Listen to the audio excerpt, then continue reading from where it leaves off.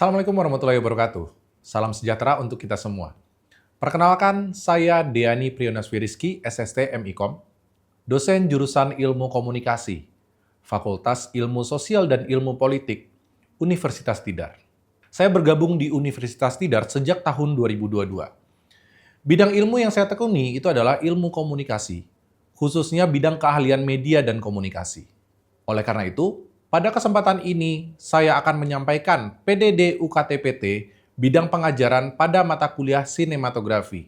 Mata kuliah sinematografi adalah salah satu mata kuliah wajib yang harus diambil oleh mahasiswa jurusan ilmu komunikasi semester 4. Dalam perkuliahan yang berbobot 3 SKS ini, mahasiswa akan mempelajari tentang sejarah film, unsur pembentuk film, jenis-jenis film, klasifikasi film, pengertian kamera dan jenis-jenis kamera, mulai dari analog dan digital, teknik-teknik pergerakan kamera dan penggunaan lensa, definisi skenario film, teknik penulisan dan struktur film, aspek naratif dalam teknik kamera dan mise-en-scene, bentuk dan aspek editing film, aspek pendukung film, sinematografi era digital, fungsi film dalam media massa, dan juga saluran alternatif.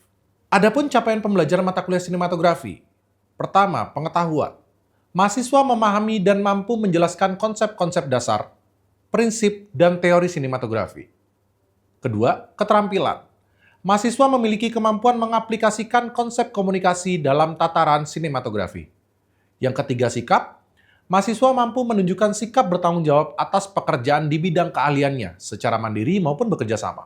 Hal ini untuk mendukung tercapainya capaian pembelajaran lulusan, yaitu yang pertama, mahasiswa mampu menerapkan pemikiran logis dan sistematis dalam konteks pemahaman dan penerapan ilmu pengetahuan dan teknologi di bidang media dan komunikasi strategis. Yang kedua, mahasiswa memahami dan cakap menerapkan konsep tentang terbentuknya ilmu pengetahuan dan pengaruh ilmu pengetahuan tersebut dengan masyarakat. Dan yang ketiga, mahasiswa kritis terhadap berbagai macam teori dan pengetahuan ilmiah yang diperolehnya. Metode pembelajaran dalam mata kuliah sinematografi yaitu, yang pertama, kuliah atau lecture, yang kedua, discussion atau diskusi, yang ketiga, compare and contrast, yang keempat adalah praktikum, dan yang kelima adalah project-based learning.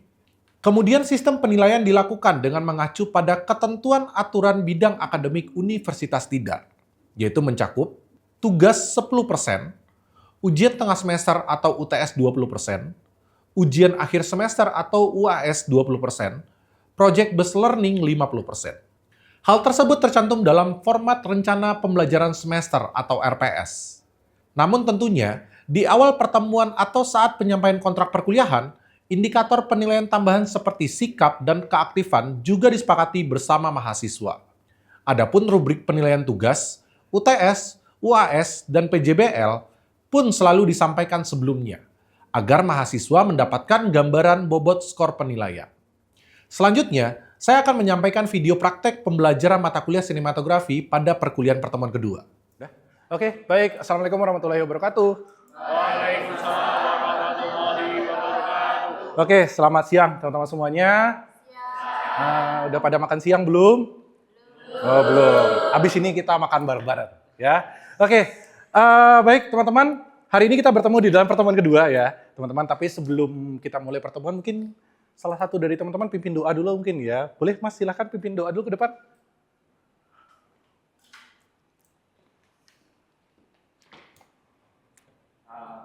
Teman-teman sekalian, sebelum kita memulai perkuliahan pada hari ini, berdoa dimulai. Berdoa selesai. Oke, terima kasih. Oke, baik teman-teman. Di minggu lalu, itu kita sudah membahas terkait dengan sejarah film dan juga genre di dalam film. Seperti kita tahu, di dalam sebuah film maupun di dalam sebuah lagu ataupun di dalam sebuah karya, ada yang dinamakan dengan genre ataupun jenisnya yang membedakan setiap mungkin dari segi perceritaannya maupun dari segi temanya. Masih ada yang ingat kemarin ada 6 genre yang sudah kita bahas di minggu lalu mungkin teman-teman? Boleh, Anggir? Yang pertama romance, Ya. kedua horor, ketiga thriller, Ya. keempat action, kelima drama, Ya. yang terakhir komedi. Oke, ada romance, komedi, drama, action, horor, dan juga thriller. Oke, minggu lalu saya sudah memberikan tugas juga ke teman-teman terkait dengan pada nonton film nggak dalam minggu ini, dalam 1 minggu ini. Mungkin boleh angkat tangan deh. Film apa yang kalian tonton dan kalian nontonnya di mana? Mungkin ada di OTT Netflix ataupun juga di bioskop biasanya. Ada nggak? Oh iya. Nonton Squid Game 3 di Netflix. Oh itu jatuhnya series ya? Itu genrenya apa itu, Hafiza? Thriller. Thriller. Oke, berarti teman-teman di sini mungkin saya bisa katakan semuanya sudah menonton film dan sudah melihat film itu berdasarkan genrenya. Oke, lanjut pembahasan kita di pertemuan kedua ini, itu adalah terkait dengan unsur-unsur dari pembentuk film. Yang mana di minggu lalu itu kita sudah bahas terkait dengan bagaimana sejarah dari film itu sendiri dan juga film dibagi berdasarkan genrenya. Oke, lanjut untuk di pembahasan di hari ini. Unsur pembentuk film itu dibagi menjadi 2, teman-teman. Yaitu adalah unsur naratif dan juga unsur sinematik.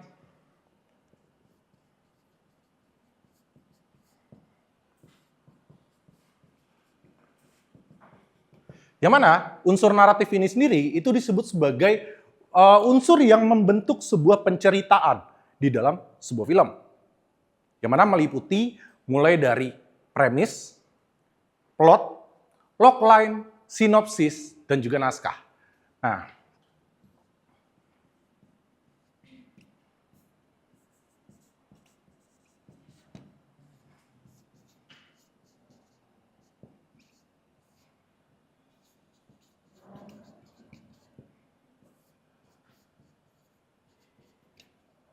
Nah, bisa dikatakan teman-teman, untuk di dalam sebuah unsur naratif sendiri, itu adalah bagaimana sebuah cerita itu dibentuk berdasarkan dimulai dari ide besar dulu.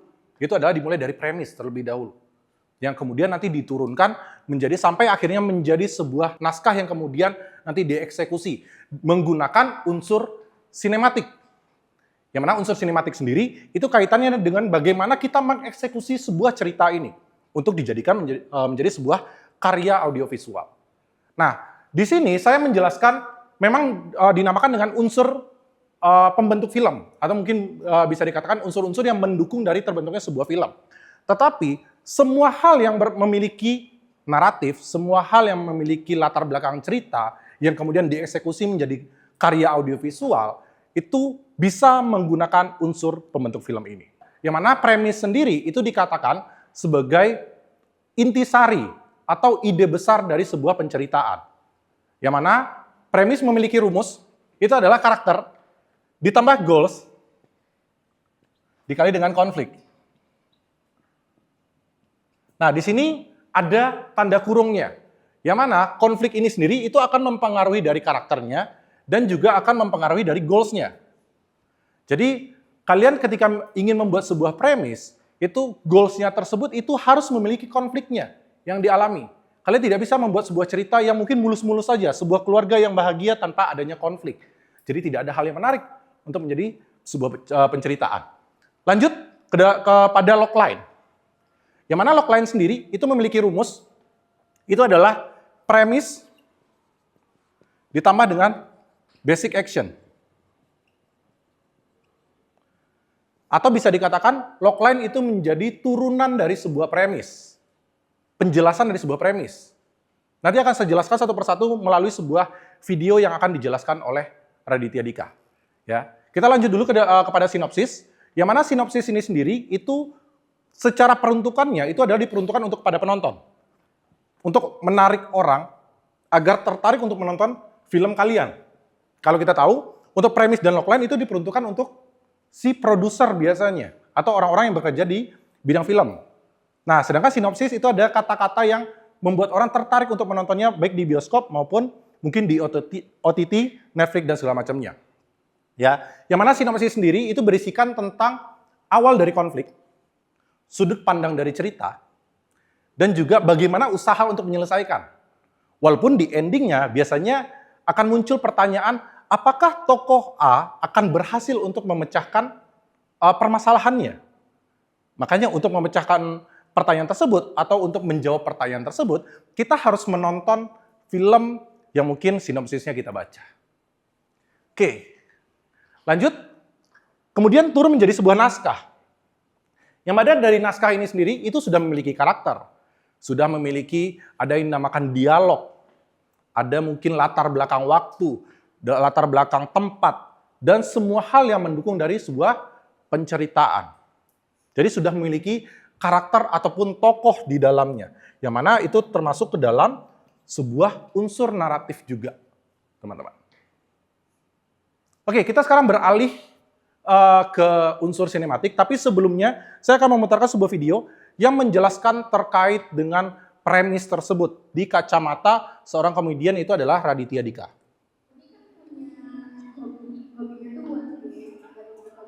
Sorry.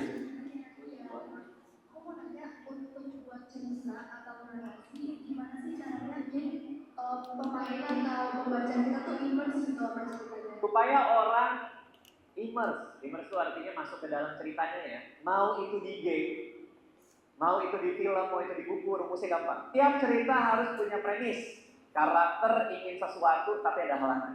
Mikaela ingin sekali main futsal tapi ibunya ngelarang karena mau diajak undangan. Semakin besar harapan kita untuk Mikaela ikut futsal, maka semakin pengen kita melihat Mikaela berhasil. Jadi ketika ngerangkai gamenya, kasih alasan kenapa pemainnya ingin menyelesaikan misi. Jadi beri mereka harapan untuk karakter kita berhasil.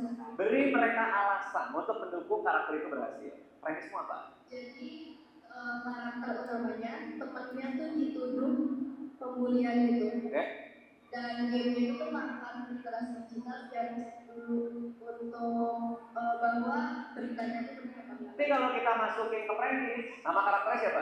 Karakter Syera. Kera sangat ingin membersihkan nama baik temannya karena kasus pembulian, tapi satu sekolah sudah percaya sama berita bohong. Jadi gamenya isinya adalah usaha-usaha Syera meluruskan berita bohong itu. Misi-misinya itu yang mereka mainin. Pertama, cara ngecek kebenaran. Kedua, bikin konferensi di depan aula. Itu gamenya soal itu. Apa ya sama gitu ya? Nah ini kepake buat teman-teman yang mau nulis buku, mau nulis novel, mau nulis apa. Tujuan dan halangan. Ya, siap. Tepuk tangan dong untuk Gil, keren. Oke, baik. Saya mau tanya dulu ke teman-teman di sini, apa yang kalian bisa tangkap dari video yang barusan saya tayangkan? Oke, silakan yang mau angkat tangan. Ya, boleh, Anggi. Yang saya tangkap dari video Raditya Dika adalah bahwa cerita itu akan menarik jika ada karakternya dan tujuannya yaitu goals-nya, sehingga ketika dia ingin mencapai goals-nya itu ada konflik yang dialami sehingga harus ada misi-misi yang harus dia selesaikan terlebih dahulu sebelum dia berhasil. Di situlah letak serunya. Oke, baik.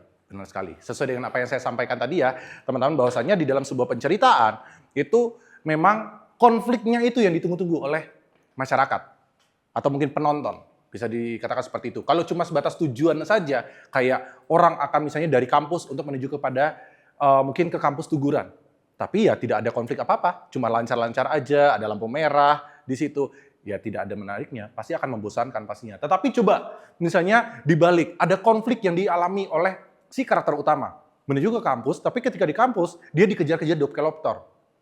Terus kemudian ketika di tengah jalan dikejar-kejar debt collector, dia ngumpet di dalam sebuah gedung. Yang mana di dalam gedung tersebut ternyata ada monster yang muncul. Yang kemudian nanti monster tersebut menyekap sebuah anak kecil. Yang kemudian anak kecil itu diselamatkan oleh mahasiswa tersebut untuk diselamatkan menuju kampus Tuguran. Itu akan jauh lebih menarik. Karena dia punya konfliknya dan akhirnya kita punya penceritaan di situ. Bukan hanya orang yang akan bergerak dari titik A ke titik B saja. Oke, itu yang dinamakan dengan naratif, teman-teman. Untuk sinematik sendiri, ya, untuk unsur-unsur dari sinematik itu dimulai dari yang dinamakan dengan sinematografi. Yang kedua, itu adalah mise en scène. Yang ketiga adalah suara. Dan yang keempat adalah editing.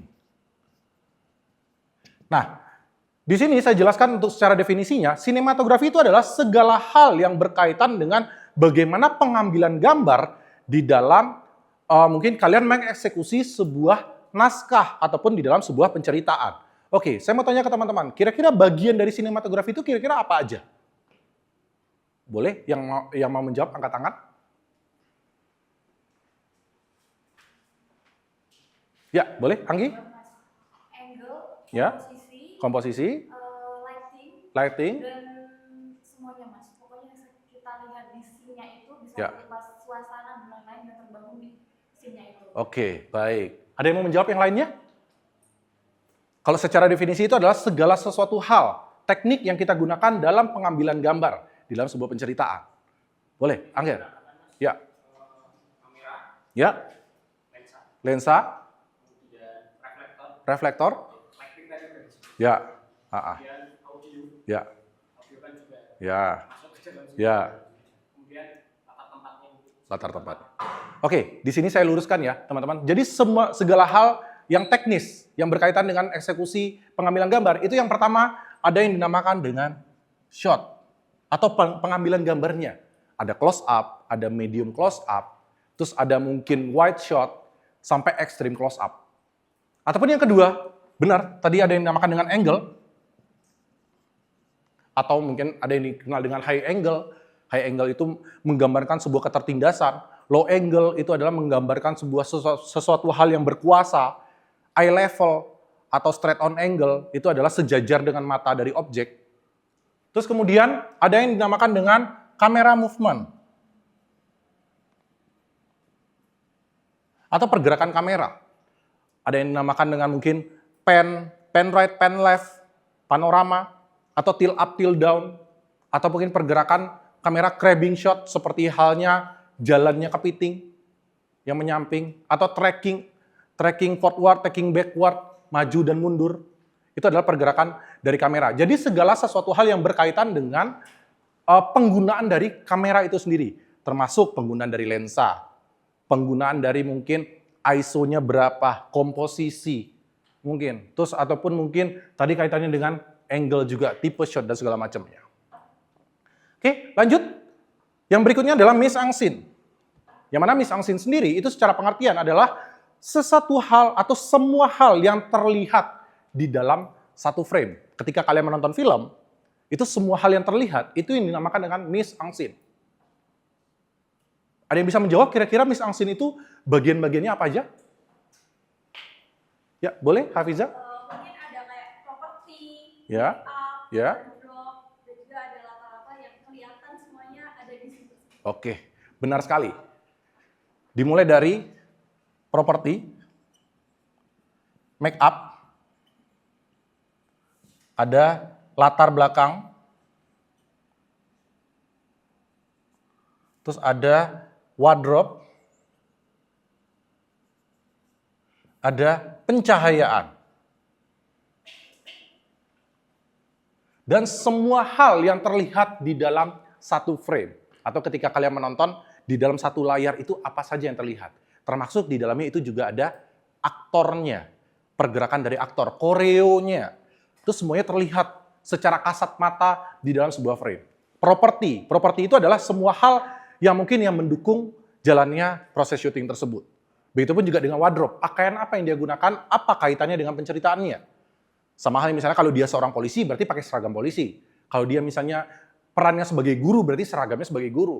Atau misalnya penceritanya dia sebagai mungkin orang kantoran, berarti dia membawa tas sebagai propertinya, dia berpakaian rapi, secara make up-nya mungkin make up-nya natural. Kalau mungkin dia perempuan, dia pakainya make up-nya yang tidak terlalu menor, misalnya.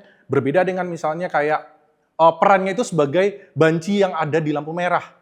Itu nanti pasti make up-nya akan menor nantinya, bajunya mungkin yang lebih glamor, mungkin yang lebih mengkilap-mengkilap di situ dengan make up yang mendukung dari si karakter tersebut. Karena kita tahu di dalam sebuah aspek visual kita tidak bisa menjelaskan ini adalah karakter banci yang ada di lampu merah, tidak. Tetapi visualnya lah yang menjelaskan. Kira-kira karakter ini adalah karakter siapa di situ. Oke, lanjut. Nah, sebuah karya audiovisual pasti harus ada audionya atau suaranya. Yang mana di dalam suara tersebut itu meliputi mulai dari musiknya, ada suara dari dialognya, ada sound effect-nya, dan ada musik latarnya. Nah, ini saya jelaskan satu persatu. Yang mana musik itu kaitannya biasanya di dalam sebuah film itu ada soundtrack. Yang dinamakan dengan soundtrack. Soundtrack itu adalah suatu hal musik atau lagu yang bisa mewakili dari film tersebut. Ya, yang kemudian ada suara dari dialog. Nah, dialog itu juga ada dua. Ada voice over dan juga ada dialog yang disampaikan oleh si aktor ketika berperan. Kalau voice over itu kita bisa sering melihatnya itu di sinetron-sinetron ya. Ketika misalnya mulutnya tidak bergerak, tetapi ada suara dari dalam hati. Minuman itu telah saya racuni, tapi mulutnya diam saja. Sebentar lagi perusahaan itu akan menjadi milik saya. Tapi dia itu ngomong di dalam hati. Itu paling sering kita temukan di dalam sebuah sinetron. Nah, sound effect itu biasanya kayak suara keramaian, suara telepon, suara bel rumah, suara petir, suara hujan, itu biasanya menggunakan sound effect.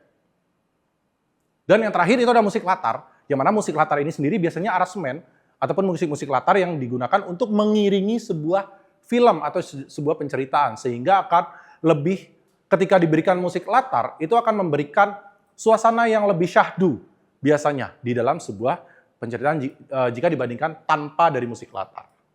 Itu biasanya kalau kita temukan tuh, biasanya kalau di dalam sebuah film-film dengan tema percintaan, dengan bunyi-bunyi pianonya sebagai musik latar, itu pasti akan memberikan nuansa-nuansa yang lebih syahdu terhadap sebuah mungkin penceritaan tentang percintaan di dalam sebuah film.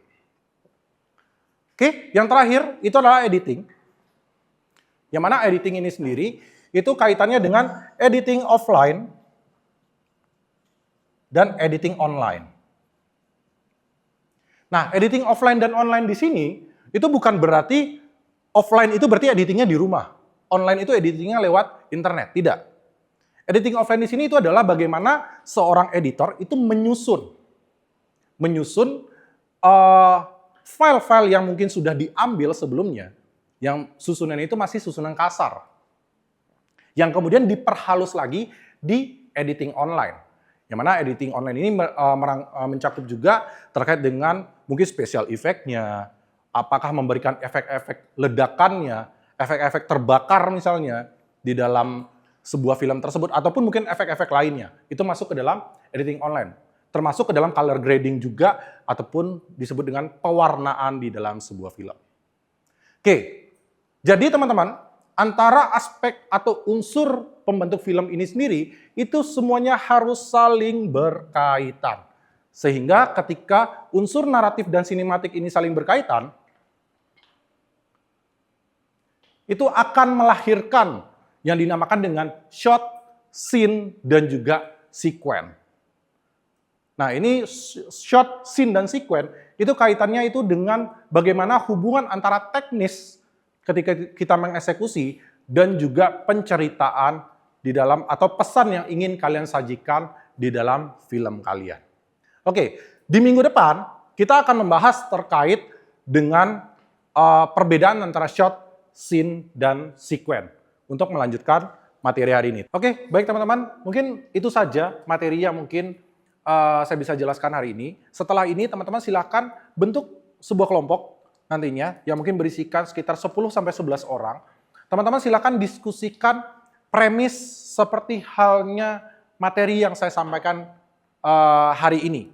Teman-teman bisa bikin premis sesuai dengan rumus yang sudah saya jelaskan. Nanti kita akan diskusi bersama-sama terkait dengan premis yang sudah kalian bikin.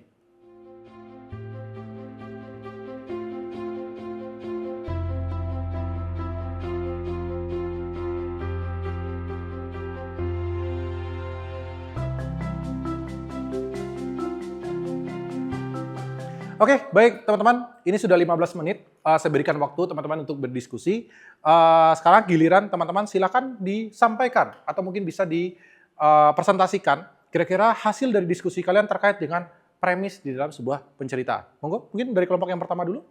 Bisa menyampaikan hasil Oke. diskusi kelompok kami, Mas. Silakan, Risa. Jadi hasil diskusinya adalah premisnya itu seorang pemuda yang ingin menyelesaikan penulisan bukunya, tetapi kehilangan wanita yang menjadi inspirasinya. Oh, oke. Seorang pemuda yang ingin menyelesaikan penulisan bukunya, tetapi dia kehilangan Wanita yang menjadi inspirasinya. wanita yang menjadi inspirasinya. Ini genrenya apa, Risa? Genrenya lebih ke romance, Mas. Romance, oke. Oke, untuk kelompok yang kedua, siapa yang mau menyampaikan ini? Saya, Mas. Oke, boleh. Aret? Ya, izin menyampaikan terkait premis dari kelompok kami itu terkait jadi ada dipisahkan seorang pelajar yang kesehariannya itu dia ambisius mas, ambisius, tapi tiba-tiba ada tragedi yang menyebabkan dia mengalami demensia. Akibatnya dia harus bangkit lagi dari keterpurukan itu, dan di sini tuh yang menjadi ibaratnya yang membuat dia bangkit itu adalah ibunya. Oke, berarti seorang pelajar yang ingin bangkit dari sebuah keterpurukannya ya. Tetapi dalam kebangkitannya itu dia mendapatkan konflik apa, Aret? Konfliknya nanti bermacam-macam mas, mulai dari partnernya, terus kehilangan teman-temannya, termasuk nanti ada bullying juga dari beberapa orang di sekitar. Oke, ada bully juga yang diterimanya. Oke, ini genrenya apa nih, Aret? Lebih ke drama sama slice of life sih. Oke, slice of life ataupun juga ada dramanya. Oke, baik teman-teman. Tadi teman-teman sudah berdiskusi untuk mencetuskan sebuah premis ya. Yang mana premis ini nanti teman-teman bisa gunakan menjadi sebuah karya film ataupun juga karya iklan. Nah, untuk tugas minggu depan, di dalam pertemuan ketiga dalam minggu depan, teman-teman saya tugaskan untuk dari premis yang sudah dihasilkan dari kelompoknya Risa tadi, itu dibikinkan logline oleh kelompoknya Aret. Begitupun sebaliknya. Nah, dari premis yang disampaikan oleh Aret tadi, silakan dibikinkan logline-nya oleh kelompoknya Risa. Gitu ya, teman-teman? Ada yang masih bingung mungkin untuk masalah tugasnya? Oke, cukup paham semuanya? Oke, baik. Kalau memang tidak ada yang mau ditanyakan lagi, teman-teman, terima kasih atas perhatiannya, teman-teman. Jadi hari ini dapat kita simpulkan bahwasannya di dalam sebuah film, itu penting yang dinamakan dengan sebuah penceritaan. Jadi sebuah teknis atau sebuah sinematik tanpa adanya naratif, itu juga tidak ada pesan yang ingin disampaikan. Begitupun juga sebuah naratif tetapi tidak disampaikan dengan sinematik yang baik, itu juga pesannya juga belum tentu disampaikan dengan baik. Jadi dua unsur ini itu saling mempengaruhi di dalam membentuk sebuah karya. Mohon maaf jika ada salah kata. Saya sudahi perkuliahan ini. Assalamualaikum warahmatullahi wabarakatuh. Selamat siang.